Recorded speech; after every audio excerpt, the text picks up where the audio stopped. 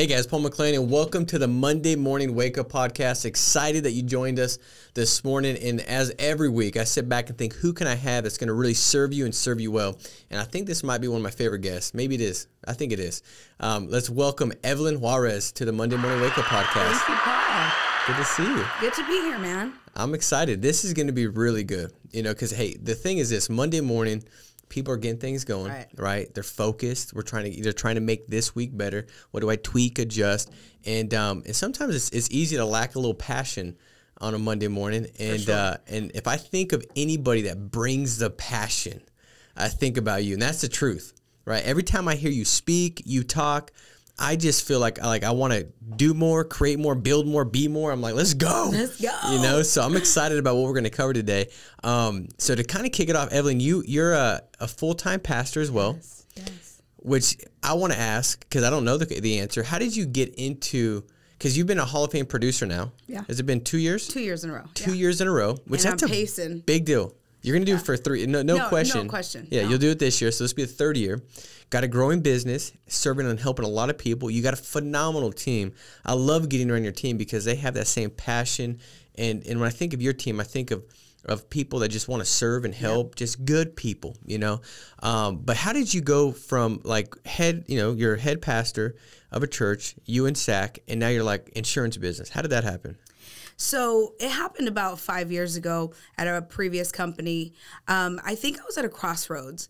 I went to college, graduated from UC Berkeley, and I just wanted so much for myself personally, just so that I can be there for my parents. You know, I wanted to retire them and just make them proud. Yeah. And my dad, like I mentioned at convention, he's so forward thinking. Like he's always like, what's next? What's next? So when we had our third baby, I just kind of was a stay-at-home mom for 2.5 years. I was frustrated. And my friend Harumi, who's on our team, she was dabbling into the insurance industry, and she's like, you know, why don't you try it? I think you'll be great. And I'm like, okay, where do I sign up? Like, where do I get this test done?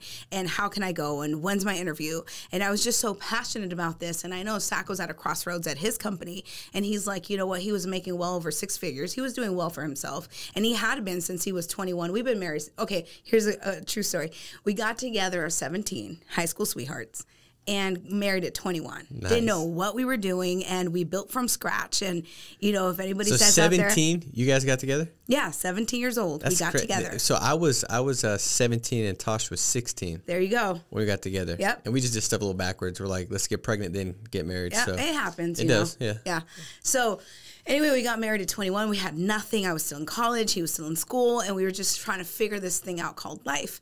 And we also started kind of serving the Lord. I really got serious about Jesus, and so did he. And so we just dove into ministry, dove into marriage without really knowing anything and with no reserves, just raw passion. And so fast forward to this point, we're serving God, associate pastors, and I'm just frustrated. I'm like, there's more to my life. Like, I'm not going to be a stay-at-home. I'm sure people just dream of being a stay-at-home mom. My sister-in-law used to be like, oh, the Real Housewives of Carson. And I was just like, yeah, that life was cool. Like, I could just roll around in our SUV and just kind of run errands, and that was great. But I felt like there was more. So then my friend says, you know, come on to insurance. I passed my test, and then Zach's like, wait a minute, break it down. Like, how much money? You're uncapped. Like, seriously, you're telling me that as long as you put in the work and you just go out there and grind, you can make as much money as you possibly want. I'm like, yeah, Zach, I think that's what they're saying. But he's like, show me the money, and then I'll consider. So after the first month of being in the field, he just kind of gave notice. And I think that's where our passion always stems from. Just taking that leap of faith and going at it with everything that we have, no reserves. And we've not looked back, not one moment. And Zach was that top producer, and I just said, you know, I'm going to be your dialer, I'm going to be your caller, but I'm still kind of in it, but I don't want to be the one. And then finally he got promoted to like upper management. And he's like, it's time for you to produce. Yeah. You got this. You love people. Forget about being a salesperson. You love people, and that's going to show forth. I love that. I just said, you know what? You're right. If I can do the best by people, they'll see that. There's no commission breath. I got this. And sure enough, I became a top producer. I just call it marketplace ministry. where God just highlights door knocks. He just tells me where to go and what to do, what to say. I just shut up, and then boom. And it's coupled with work ethic. So I used to always say where the hustle meets the grind, and the grind combines with faith. And so that needs to be a T-shirt. Absolutely. I've always said it. I want a T-shirt made of it. Zach, we got this. I like that. So you have to have both elements. You can't just be all full of faith and just believe God's going to make it for you, or just all grind and, can I say something real quick to that? Because to me, that's where, and one of the questions I want to ask you is, what have you taken from like learning being a pastor of a church? What's something you've taken and applied in this business that's had the biggest impact? But before I say that, I want to highlight what you said, because for me, Evelyn, like what turned me off and what kind of like, I guess it didn't settle right with me when it came to like just Christianity and watching, just knowing different Christians, was how passive they were. Right. I was like that, like I didn't get that, like it didn't make sense to me that just let God will make it work. No, like He created us to create. That part. And so when I got that, I was like, okay, but I had believed that because I saw so many Christians just so passive. Well, if God wants it to work, it's like, no, he's using you to bring what He's put in you to life, but you got to put the action into it. That's right. You got to put it into action. But the passivity was so like nauseating to me. I was just like, this that doesn't settle right. Yeah. And I love that about you guys, because at the end of the day, like, and I'm not qualified to preach like you guys are, but I just know when God created us, and when we are Christians, like we're called to go out there and have abundance, to live what He says, opposed to just like being the ones that are passive and let the world go out there and create success because we're waiting on God to do it. No, He created you to do it. Yep. He created you to go create. And so I love that about you guys. You guys came on the scene. You got a packed schedule, you and Zach. I mean, I've been to the church and seen what you guys are creating. It's Which beautiful. You got to come out and preach again. I'm definitely in. That was fun. And then you guys on the side are doing Hall of Fame, building a business. Like, that's what we're called to do. That's what we're called to do. And take action. Right. And it's the parable of the talents. If you've not read it and you're out there and you're wondering, like, why are you so passionate? Why are you driving? Why are you pushing for more? Why do you want more? Is it greed? Absolutely not. If there's one thing that I'm most tormented about, is wasting talent, wasting time, and wasting the resources, the treasures that He's placed before us to go out there and make it happen, all for Him to shine, right? And so with this industry, just the amount of people we get to serve, you have no idea the impact that we get to make, not only on their personal lives, but on their spiritual lives. So again, I call it marketplace ministry, and that's what we've come to grips, that we're called to bring to be entrepreneurs for the kingdom and to bring resources and wealth into the kingdom. So what happens with us is that, we run LA and we don't get away from it. And my best just favorite type of lead is a final expense lead. And here's the reason. A lot of the families that we get to sit with, number one, I get to pray with them. Number two, they come to our church. Is that creepy, crazy, or what? It's great. And then they have a referral system all by themselves. Hey, I want you to service my sister. She needs life insurance. And guess what? She's coming to church. So it's just like a bam, bam, wham, bam on all sides. And it's just so invigorating to watch God go. Makes sense? Yeah, I love that. That is awesome. And that's what it's about. It's like people are hungry for it. But we got to go out there and put the feet behind the faith. And so I think that's a home run. For anybody that's like sitting there like, I wonder if there's a sign or this or this. And that. No, you go work 100% as if you're working to God, not human masters or human thing. Like 100%. Like what Dave said, Anderson at conference, like how you do anything is how you do everything. Like you're supposed to do everything with excellence. No being passive and waiting, and I love that about you guys. And because when you do that, like you will be blessed, when you put that action behind it. What's been the biggest struggle, hardship, adversity in the business that you've dealt with, and how did you overcome it? How did you handle it? What was the lesson that was in it? I would say the biggest struggle for me is really building. I think producing Zach's done a great job. He's taught me everything he knows. And I say that, you know, with the purest heart, because I came in here just blindly. He's been a businessman since he was like 8 years old. He used to literally sell things and upsell the price, you know, and make that extra commission at his parents' you know, shop when he was a kid. So he's always had that killer instinct. I didn't have it, and I had to learn it. But I realized that if I just loved people, I would get them to where they wanted to be, and they'd help me get there. Now, as far as this biggest struggle for me, I think it's been building a business and really getting other people to see the importance that they can do it, number one, and that number two, there's people depending on them. You know, you hear the story of Miss Betty. Like, I tried to reach out to her for 3 solid weeks, 3 failed appointments, and finally I nailed it, and she had passed away. And that was serious for me. You know, I had to look at her son in the eye and say, I'm sorry. I'm sorry I didn't try hard enough. I'm sorry I didn't come here and make it that much more real to her. And he's like, don't worry, it's not your fault. Come inside, help me so that my kids don't have to worry about this.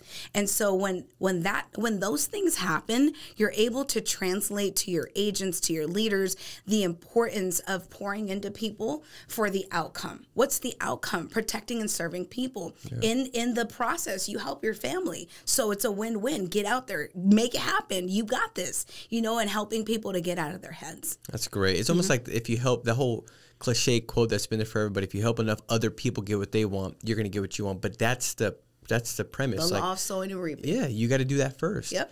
And so the one thing that I know, Evelyn, is you got so much passion, and I love it. Like I said, it's infectious. So you get around some people, and it's like they're, you know, it's like they're a virus. You know, you feel worse, hey, we know working with agents. There's sometimes I get off the phone, I'm like, dude, I need to take a bath. Like, I need to call a sacco. Like, dude, can you baptize me because I feel dirty, bro? Like, but then there's those people where you're like, and by the way, those people, once you identify that you feel that way, you should stop spending time with them. But you guys, like, when I talk to you, I just feel more passionate and it's good energy, you know. Is that something like, how does somebody that's watching this develop more passion? Because when you're passionate, you're willing to sacrifice more, right? When you're passionate, you're more invigorated. You're getting after something. It's more of a fulfilling life. Right. How do you develop that passion? Because you've got it in every area. It's not like, you know, you're passionate at the church. You come in and you're like, you're passionate all the time. I've seen you in many different, you know, roles in your life.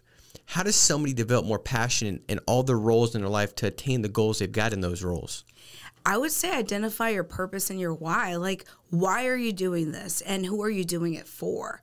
When I think, for example, when I think about going to church, right, and I'm preaching a sermon, I literally cannot imagine sitting there just reading scriptures that I truly feel passionate about, that I believe so deeply in, and just delivering a blah message. And I think I always have an eternal perspective on everything that I do. Like, what I'm doing today, one day it'll be a reel played back to me, and it'll be Jesus and I, and he's going to be like, look, what did you do here?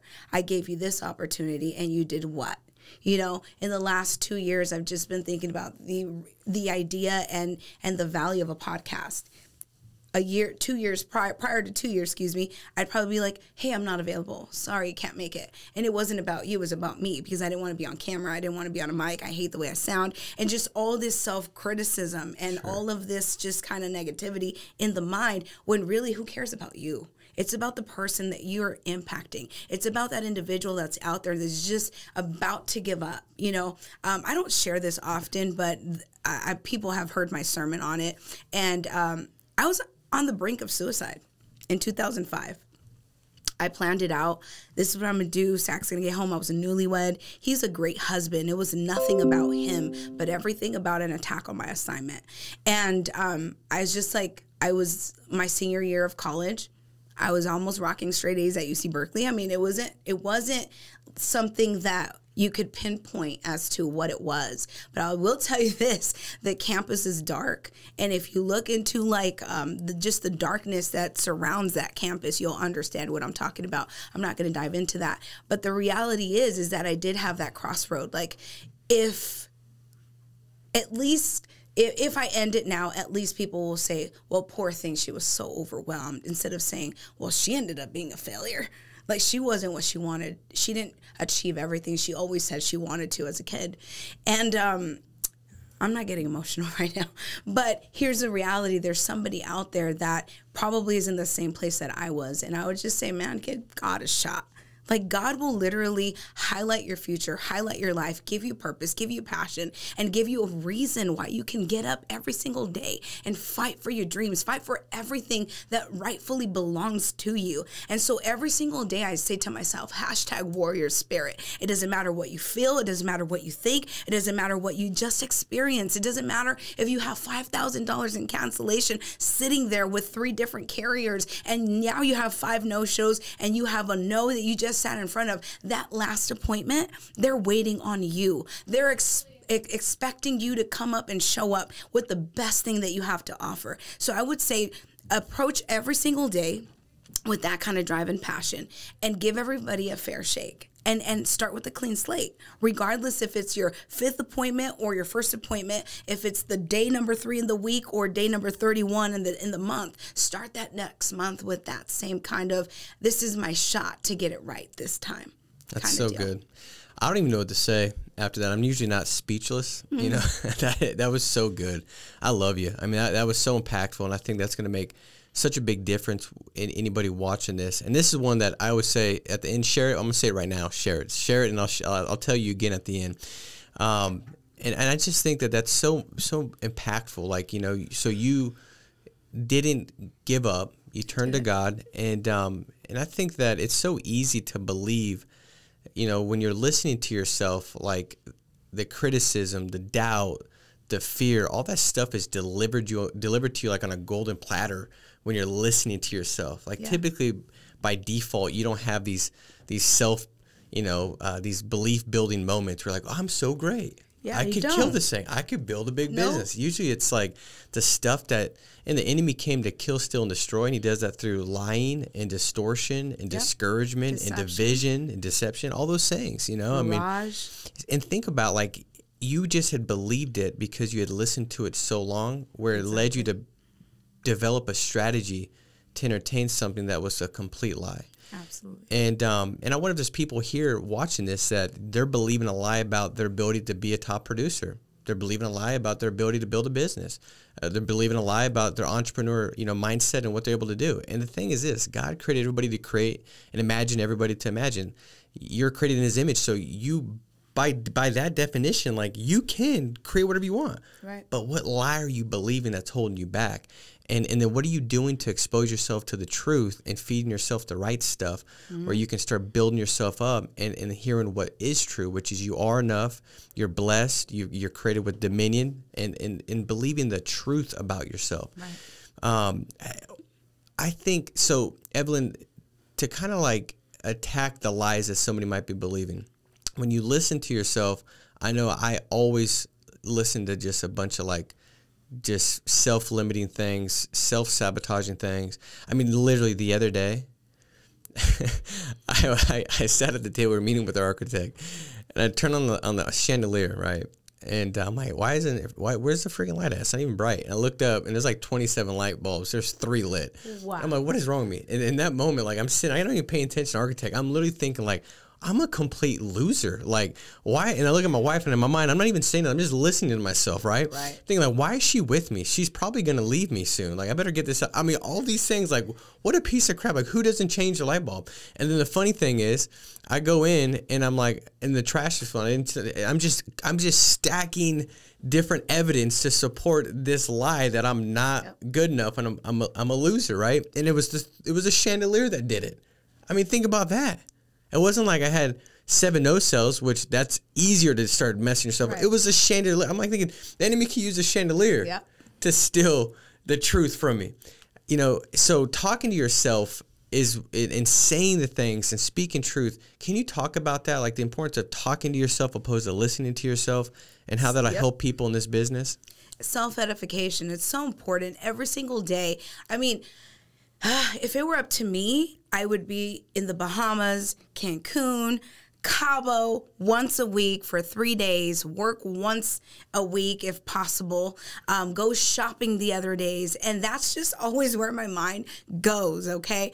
But my motivation is, hey, if you get up, if you just dial, girl, you're going to go to Cabo. You're going to go to Cancun. You're going to go shopping if you just do what you got to do. Now, you could apply for whatever you could apply to whatever you want, right? Just feed my kids, right? Or put them to private school and, all these different things. So whatever the motivation is, you got to speak life into yourself. Life and death is in the power of your tongue. So what you say about your leads, what you say about your business, what you say about yourself, your family, etc., your clients, that's going to materialize. And you just have to make sure that you are saying the right things all the time, not just sometimes, all the time. So I have a stickler of a husband, thank you, Jesus, that he doesn't let me say not one crazy thing. He'll say, watch your words. And I'm just like, you're so annoying. And he's like, no, seriously, watch your words. And those words are so haunting to me. And so it's been a retraining of my mind in the last... Honey, we've been married 18 years. Yeah. In the last 18 years, it's just been a retraining of my mind and really going back to the word. If you're not in the word, you're a believer. You're not in the word. You're not filling yourself with that life. Where's it going to come from? Because the Instagram, all of the reels, the TikToks, that's not going to fill you. That's temporary fill. But what's really going to get into your soul, where it's going to come out in your mind, your will, your emotions, for you to go out there and do what you have to do and fulfill your commitments and make it happen for your family and those families that you're helping. And really, it's a team effort. Like, you're not in a silo. You're not in it for yourself. You're on a team. And so if you don't want to do it for yourself and your family, do it for the team, 100%. So Zach's been saying that to you for 18 years. Oh, but is it fair to say if you stopped saying it for a year that you'd probably fall into absolutely a day, and I'm already saying that's what I'm saying. Like, think about crazy that and stuff. See. That's why it's so important to look at what's programming you.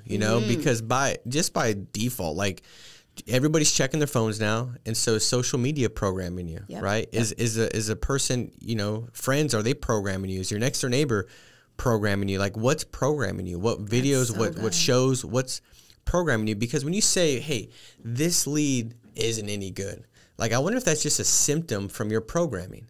Yeah. But if you can start believing that, hey, I'm gonna focus on what I can control. I got a faith perspective. I'm gonna have faith talk over everything. I wonder if then you would say those things if your programming were different.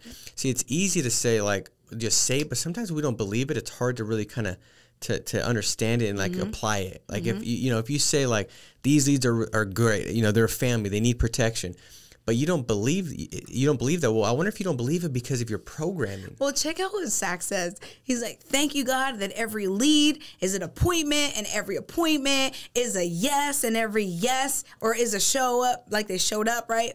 Is a show, and every show is a sale. And, like, that's his belief. That's what he prays over. And it goes back to the law of assumption. Like, we're just assuming that Miss Betty's going to be home. She's going to answer the phone. She's going to book the appointment. She's going to say yes. And it's just being assumptive about everything that you do all the time, and speaking life, and just, breathing over your business and say, you know what, today I'm going to go out there and kill it. It's me versus me. And today is going to be a great day, and put on your blinders and don't worry about anybody else, and do you, boo. And I mean that in the most sincere way, not be selfish and egotistical and narcissistic and do you. I mean, really commit to the commitment that you made, because there's people depending on that commitment. That's so good. It's almost like you got to take everything you're saying, because most of the stuff you're saying is produced from a thought. And, the Bible says, take every thought into captivity. Right. Bring it into with Jesus. Obedience. But let's just use it. If we're not using let's just say, bring every thought or whatever you're saying into captivity to the success you want. Let's just say that. Well, is what you're saying lining up with the success you desire? And if it's not, you should discard it and replace it with something that does line up with success, even if you don't feel it in that moment. Because feelings are fleeting. Heck, I didn't feel like I was good on the phones for a long time. If I would have let that determine my ability to book appointments, I wouldn't have really booked any. I sucked on the phones, and I love the phones. I've been answering phones for law firms. My mom's in the law field. And so I've been answering phones at a law firm since I was 10. That's child labor, y'all. Mommy, I'm going to get you. No, but I loved it. I wanted to do it. I couldn't wait to answer a phone. And then all of a sudden, I suck on the phones because it's a lead that I'm trying to get to, because it's an appointment I'm trying to book, because I'm trying to have success. And all of a sudden, I suck on the phones. And Zach would always be like, babe, why do you do that? Why do you stumble and mumble? Like, you're awesome. And he would literally tell me, you're awesome. You're amazing. You could do this. There's nothing impossible for you. Why are you overcomplicating it? Get out of your head. Keep it simple. And these were the words he was pumping into me since 2015, 16, whatever, that he was trying to say, like, you belong in business. Like, it's something that you're graced with and you're charmed with, and just get out there and kill it. And I'm like, no, I can't. I love that. Yeah. Well, I got some rapid fire questions for you. All right, let's go. All right. So I'm going to hit you with a couple. What's your greatest leadership pet peeve? When people don't realize their potential and don't go after it with everything. That's good. I like that. Best leadership advice you'd give for an emerging leader? Be patient. Get ready to go onto a bumpy ride, but at the end, never lose hope, never lose sight, and focus on the people that really want it. Awesome. What do you do that gets on your spouse's nerves? Because Zach's in here, so I got to. Always thinking about the next shop, the next thing on the list. What can I just scratch off? And he's like, I thought your list was done. And I'm like, baby, that list is ongoing. Well, you and Tasha, you guys both have that. You know what, going, though? So. It doesn't have to be anything extravagant. It could be literally a lip gloss, and I'll be fine. I love it. All right. What about the best book you've read recently that's had the greatest impact for you? Oh, man.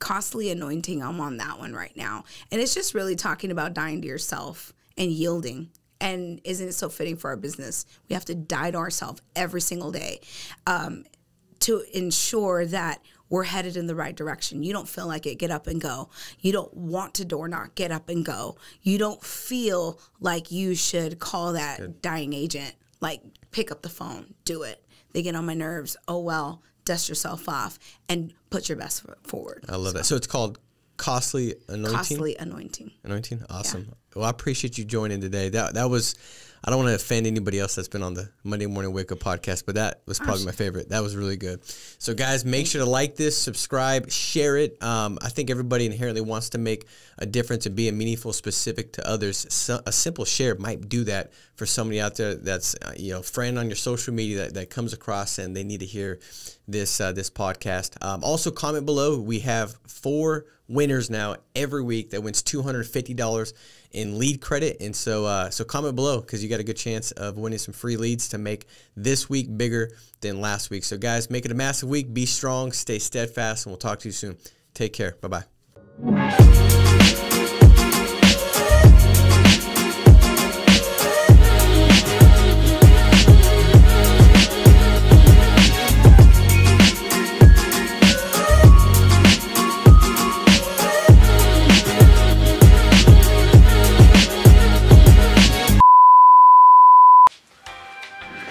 What's going on, guys? It is time to give away $1,000 worth of lead credit. If you commented on last week's video, which is playing right here, you're automatically entered to win for this week. Each people, we're going to give away 4. Wow, good morning. We're giving 4 people $250 worth of leads, a total $1,000 total of lead credit. So we do that every week, so comment right down below if you didn't comment last week, and you could win next week. Let's see who won this time. Our first winner for $250 worth of leads is Mike Asayag. There's only 2 reasons why someone would fill this out and not buy insurance. You don't trust me, or I didn't make it affordable enough for you. Sean Mike. Way to quote. Glad you appreciated it. You just won some leads. Next person who won $250 worth of leads is Will Arroyo. Always fire. Winner number 3 is going to be Veronica Collins. Always amazing training. And our final winner for this week is NFL Osmain. Thank you so much for this. I struggle taking control in the field, and this is gold. Well, you just enabled yourself to go even farther in the field because you just won $250 worth of leads. Guys, it's that simple. Winners, contact Victoria. Her phone number is going to be right down here. Guys, Leave a comment if you haven't already. It's that easy. We pick people every single week, so if you don't win one week, you could possibly win another week.